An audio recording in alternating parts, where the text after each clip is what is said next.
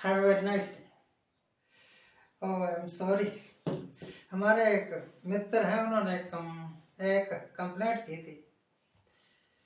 कहने लगे कि आपके वीडियो की शुरुआत और आपके वीडियो का एंड इंग्लिश से होता है, हिंदी बोला करो, ज़्यादा अच्छा लगेगा।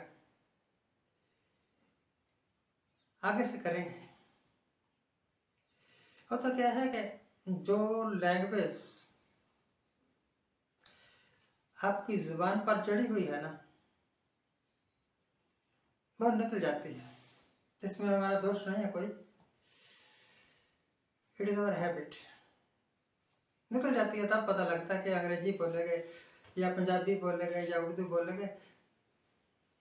ये पॉसिबल भी नहीं है कि सिर्फ एक भाषा के साथ बंधा रह के मैं अपनी बात कह सकूं। अगर मैं भाषा से बंध गया तो शायद बात ही नहीं निकलेगी जुबान से। लफ्ज़ ही ढूंढता रह जाऊंगा ना, एप्रोप्रिएट लफ्ज़ इसके वास्ते क्या है। देखो खैर, आज 10-12 दिन हो गए 41 मजदूर उत्तराखंड में कहीं फंसे हुए हैं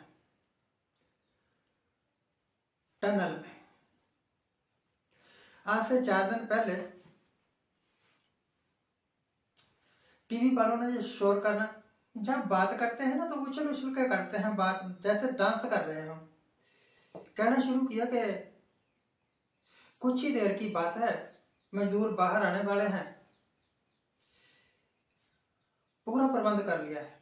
41 एम्बुलेंस लगा दी है ले आके, एक टेम्परेरी हॉस्पिटल बना दिया है जिसमें 41 बेड है। दिल्ली से स्पेशल सर्जन भी आके बैठे हुए हैं। डॉक्टरों की एक टीम आ गई है पूरी, ये आ गया है, वो आ गया है। तो मैंने सोचा भी जब इतना प्रबंध कर लिया है तो थोड़ी बहुत देर में मजदूर बाहर आ ही जाएंगे। वो दिन बीत गया, कुछ नहीं हुआ। उसके अगला दिन बीत गया, कुछ नहीं हुआ। फिर कहने लगा कि अमेरिका से एक मशीन मंगवाई है, वो 2 घंटे में सारा मामला साफ कर देगी, मजदूर बाहर आ जाएंगे। ये 2 दिन पहले की बात है। अमेरिका से मशीन भी आ गई, एक्सपर्ट भी आ गए विदेशी, ऑस्ट्रेलिया से भी एक्सपर्ट बुला लिए। ये करें, मजदूर नहीं बाहर आए, टनल में ही फंसे हुए हैं। और हमारे टीवी वाले भाई उछल उछल जैसे उनकी आदत है कर रहे हैं ड्रामे। उनको पता ही नहीं है कि मजदूर कब बाहर आने हैं। नाच न जाने आंगन टेढ़ा, वैसे इंग्लिश में इसको ज्यादा अप्रोप्रिएटली कहा है। कहने लगा कि a bad workman quarrels with his tools. काम करना आता नहीं या दोष दे रहा है अपने औजारों को। असली बात यह है कि जब मोदी साहब बिल्कुल फ्री हो जाएंगे, आज तो वो मंदिरों में उद्घाटन कर रहे हैं ना, मीराबाई के डांस, मीराबाई ने हेमा मालिनी के डांस देख रहे हैं कि मीरा इस तरह नाचा करती थी, इस तरह मैं भी नाच रही हूं। और जब मोदी साहब को टाइम लगेगा, फिर वो टनल के बाहर जाएंगे, तब इशारा होगा कि निकालो मजदूरों को बाहर, फिर उनका स्वागत करेंगे मोदी साहब। असली बीमारी तो ये है। और हो सकता है कि फंसे हुए भी हों, तो उसका नतीजा ये है कि परेशान मजदूरों के घर वाले हैं इन द टर्मोइल, धुक धुकी लगी हुई है बेचारे मजदूरों की। और टीवी के जो एंकर्स वगैरह हैं, रिपोर्टर्स वगैरह हैं, ऐसे हाथ में माइक पकड़ा हुआ है, ऐसे फोन पकड़े हुए हैं और लगे हुए हैं। फलाना आ रहा है, फलाना जा रहा है, मशीन चल पड़ी है, मशीन बंद हो गई है। What is this, what are you telling the country? दुनिया को बेवकूफ समझते हो क्या? या यही है एक खबर के बताते रहो ये टनल है, इतना पाइप खुद गया है, इतना खुदने वाला है, 3 दिन हो गए, कह रहे थे 9 मीटर रह गया है, अब भी कह रहे हैं 9 मीटर रह गया है। तो 3 दिन से करते क्या रहे भाई? तो आप समझो पैसा सरकारी है, अंधाधुंध खर्चते रहो। अगर 10 रुपए काम पर लगाने हैं तो 90 रुपए खा जाओ, तो रिजल्ट तो यही निकलना है। ईमानदारी और सच्चाई, 2 चीजें तो पंख लगा के उड़ गई हैं इस सरकार के राज में। खैर, मैं तो सिर्फ दुख व्यक्त कर सकता हूं कि टनल में फंसे हुए मजदूरों के ऊपर भी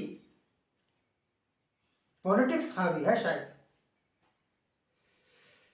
पहली तो बात यह है। दूसरी बात यह है कि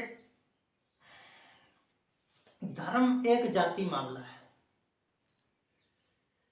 आपका दिल करता है आप हिंदू धर्म अपनाओ, सनातनी धर्म अपनाओ,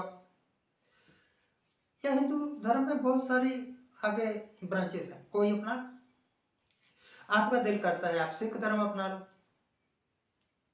आप क्रिश्चियन हैं तो क्रिश्चियन बन जाओ, आप मुस्लिम हैं तो ठीक है, आपका धर्म आपको मुबारक।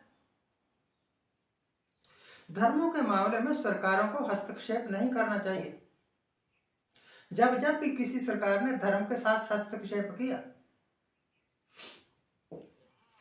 उसका रिजल्ट कोई अच्छा नहीं निकला।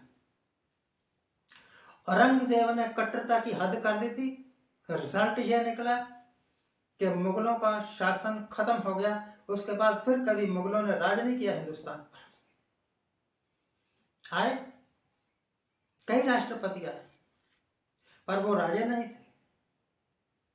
वो सत्तारूढ़ पार्टी की कृपा से उनको एक चांस मिला था और इलेक्ट हो गए और राष्ट्रपति बने रहे। फखरुद्दीन अली अहमद जैसे, APJ अब्दुल कलाम जैसे, और भी कई थे, 4 थे, एक सिख राष्ट्रपति। तो मैं क्या कहना चाहता हूं कि मंदिर हिंदू धर्म की आस्था है। जितने आस्था भगवान कृष्ण पर है, गुरु ग्रंथ साहब में लिखा है, एक कृष्ण सर्वदेवा देव आत्मा आत्मा तबास्ते जेको जाने देव, नानक ताका दास है दोई गोविंद निरंजन देव। सिख धर्म किसी धर्म का विरोधी नहीं है, पर मैं ये कहता हूं कि सरकारों को धर्मों के मामले में हस्तक्षेप करना या उनको बढ़ावा देना नहीं चाहिए। हमारे संविधान में भी कहा है कि सरकार का कोई धर्म नहीं। फिर सेकुलरिज्म, ये सब बातें गपोड़ लगते हैं। जिस वक्त प्रधानमंत्री साहब कुछ दिनों बाद जाते हैं और किसी मंदिर का उद्घाटन कर रहे हैं, उसको डेवलप करने का उद्घाटन कर रहे हैं, वगैरह वगैरह। आज भी कुछ मथुरा में कुछ नई स्कीम्स लागू कर रहे हैं। हिंदुस्तान को रोजगार चाहिए, रोजगार के लिए इंडस्ट्री चाहिए। हिंदुस्तान को अमीरी चाहिए, एफ्लुएंट सोसाइटी होनी चाहिए।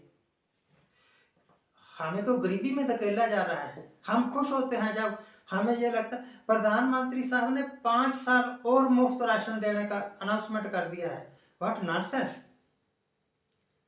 भिखारियों की तरह 5 किलो अनाज पर जीवित हो, आपको शर्म नहीं आती? यही विकास है। आज से पहले तो ऐसे नहीं था कि सरकारें भिक्षा के रूप में अनाज बांट रही थी। यही तो बात है। क्या आप एक ऐसा देश चाहते हैं जहां पर आबादी तो हो 150 करोड़ और उनमें से आधी से ज्यादा आबादी ऐसी हो जो अपनी रोजी रोटी भी ना कमा सकती हो, सरकार के 5 किलो अनाज पर डिपेंडेंट हो?